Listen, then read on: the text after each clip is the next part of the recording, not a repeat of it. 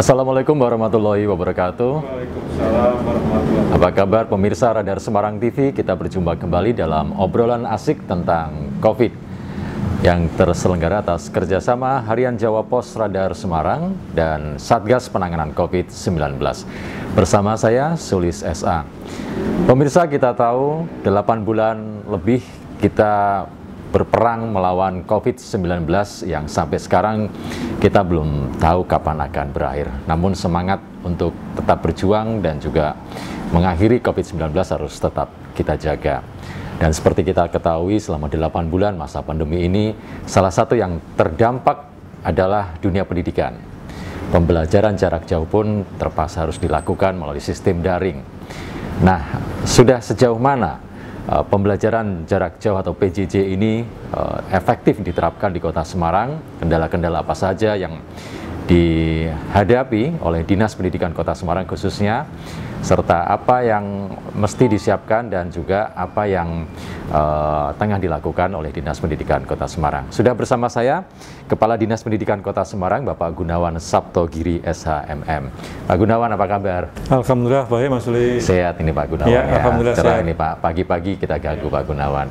Pak Gunawan, kita tahu sudah hampir 8 bulan ya pandemi COVID-19 ini menyerang kita dalam tanda kutip, termasuk dunia pendidikan terpaksa harus melakukan pembelajaran jarak jauh. Sampai sejauh ini bagaimana evaluasi pelaksanaan PJJ ini Pak di Kota Semarang? Ya, terima kasih. Jadi memang di masa pandemi COVID ini, mau nggak mau, suka tidak suka, para guru-guru dipaksa untuk melakukan pembelajaran daring. Memang pada waktu awal-awal ini memang ada beberapa kendala. Karena ini perubahan sangat cepat, dia harus melakukan pembelajaran daring, bagaimana menyiapkan materi, bagaimana cara menyampaikan dan sebagainya. Pada saat itu masih pakai kurikulum 2013, sehingga guru agak kesulitan, siswanya juga demikian, orang tuanya juga banyak yang ribut, karena mendampingi anaknya itu, bebannya terlalu berat. Kemudian dari Kementerian Pendidikan dan Kebudayaan itu sudah mengeluarkan regulasi bagaimana kurikulum khusus ini yang harus diterapkan. Artinya apa? Yang paling penting bahwa materi pembelajaran yang disampaikan di masa PJJ ini tidak boleh memberatkan. Nah, itu yang kunci utama di situ. Tidak boleh memberatkan siswa. Iya.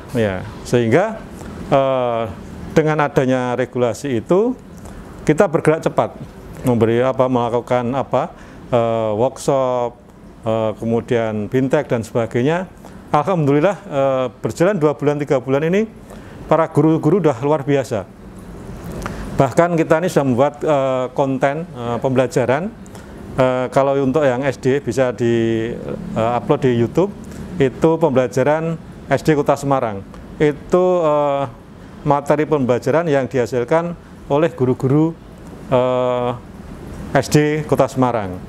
Kalau yang untuk SMP itu di channel YouTube juga, di ruang Mat Channel itu yang pertama kali materi pembelajaran matematika. Mat Channel. Diikuti mata pelajaran yang lain. Sehingga begitu sudah jalan 2-3 bulan, pembelajaran daring bisa dilakukan dengan baik. Kendala akhirnya menghasilkan sebuah terobosan, begitu ya Pak Gunawan ya. Pak, kalau kita tahu tadi regulasi yang diterapkan oleh Kementerian Pendidikan kemudian di breakdown ke bawah. Selain tadi terobosan pembelajaran melalui YouTube, melalui kelompok-kelompok guru di SD SMP, apalagi Pak yang dilakukan? Ya, yang penting begini, dalam membuat konten pembelajaran ini harus ada kerjasama, bergerak bersama. Artinya apa? Kan ada guru senior, ada guru junior. Yang senior kemungkinan cara mengajarnya segala macam, materinya lebih paham, lebih pinter. Tapi IT-nya kurang. Yang guru junior, IT-nya pinter, tapi pengalaman mengajarnya kurang. Sehingga harus ada kolaborasi antara dua ini. Dari kolaborasi itu, maka tercipta materi pembelajaran yang bisa disampaikan kepada anak didiknya. Kita ketahui Pak, kalau untuk pembelajaran jarak jauh harus menggunakan kuota internet. Kemarin pemerintah Kota Semarang juga sempat memberikan bantuan kuota internet gratis bagi siswa di Kota Semarang. So ini bagaimana pelaksanaan? Ya, sebetulnya kan awal-awal itu dari Kementerian Pendidikan dan Kebudayaan sudah mengeluarkan regulasi yang intinya di masa pandemi COVID ini untuk anggaran BOS bisa dipakai pemberian pulsa kepada siswinya atau pada peserta didik. Nah, Kota Semarang mendahului itu dimulai oleh SMP. Itu dikasih kuota gratis, baru ke SD. Baru berjalan kita memberikan kuota gratis, ada regulasi baru, pusat akan memberikan pulsa. Akhirnya yang penting kita tidak boleh double anggaran. Manakala pusat belum, pakai anggaran BOS kita. Kalau pusat, kita stop BOS kita. Oke, jadi ini pemerintah kota membackup Pak ya, kalau pemerintah pusat agak telat. Sejak pemberlakuan pembelajaran jarak jauh, meskipun sudah ada terobosan untuk meringankan siswa Pak, mungkin orang tua kan juga melakukan pendampingan. Sejauh ini bagaimana? Ada masukan ke Dinas Pendidikan Kota Semarang, keluhan atau masukan dari orang tua murid? Banyak sekali keluhan yang awal-awal itu memang dia merasa keberatan, dalam arti karena materinya terlalu banyak sebelum ada regulasi Kemendikbud yang baru. Tapi alhamdulillah setelah ada regulasi yang baru, itu sudah bisa kita atasin. Sekarang tidak ada komplain lagi oleh orang tua. Cuman yang jadi problem itu, kalau pembelajaran tatap muka, dulu kan siswa tidak boleh bawa handphone. Sekarang daring, dipaksa harus bawa handphone. Lah ini kalau sehari paling pembelajaran daring cuma berapa jam, sisanya masih banyak.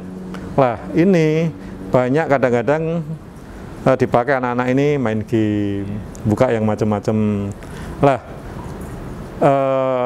kita pahami betul bahwa dampak negatif dari pembelajaran daring itu pasti ada. Paling tidak ada penurunan karakter peserta didik. Nah ini yang kita alami. Nah makanya nanti kan keharapan kita secepatnya nanti bisa pembelajaran tatap muka. Kota Semarang sekarang sudah oranye. Kita harapkan nanti begitu kuning kita langsung bisa melakukan pembelajaran tatap muka. Yang paling penting sudah kita persiapkan dari awal. Kalau nanti kita mulai pembelajaran tatap muka, yang diajarkan pertama kali kepada peserta didik adalah masalah COVID dulu. Dia harus paham masalah COVID. Itu bagaimana dia harus di rumah, bagaimana dia harus berangkat dari rumah ke sekolah, entah itu naik angkot, naik Grab atau diantar, ini harus dia tahu betul. Kemudian di sekolah harus bagaimana pada waktu pembelajaran tatap muka.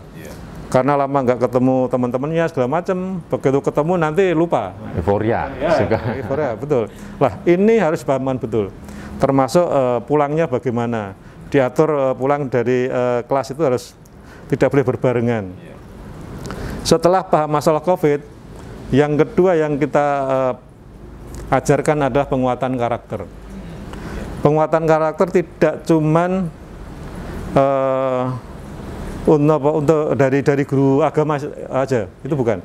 Jadi kalau penguatan karakter tidak cuman tugas dari guru agama, tapi semua guru apapun, mata pelajaran apapun, setiap memberikan materi pelajaran harus disiapkan penguatan karakter untuk mengejar penurunan tadi. 8 bulan kemarin ya Pak ya. Itu harus kita kejar. Nah ini yang sudah kita siapkan mulai dari sekarang.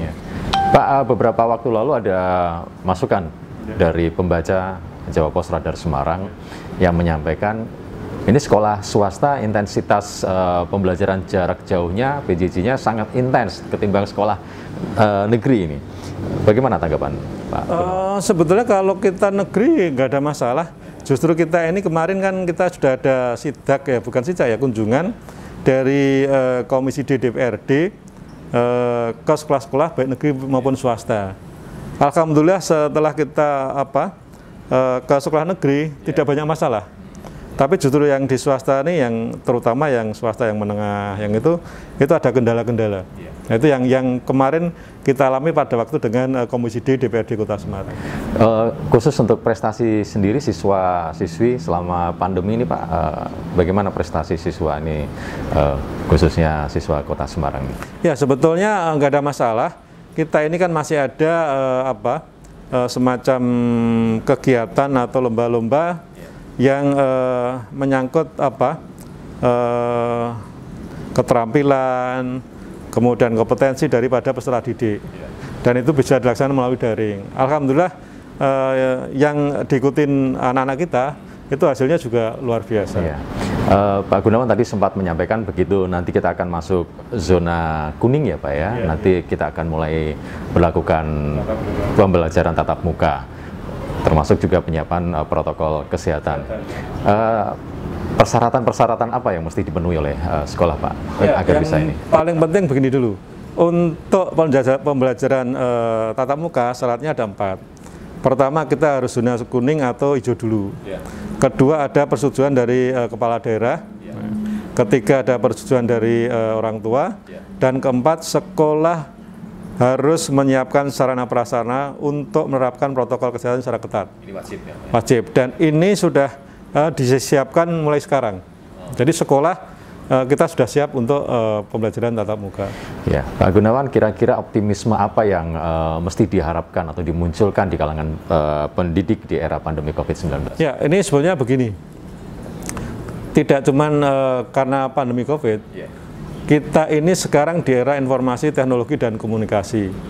Kemudian di era program Mas Menteri kita itu Merdeka Belajar. Artinya apa?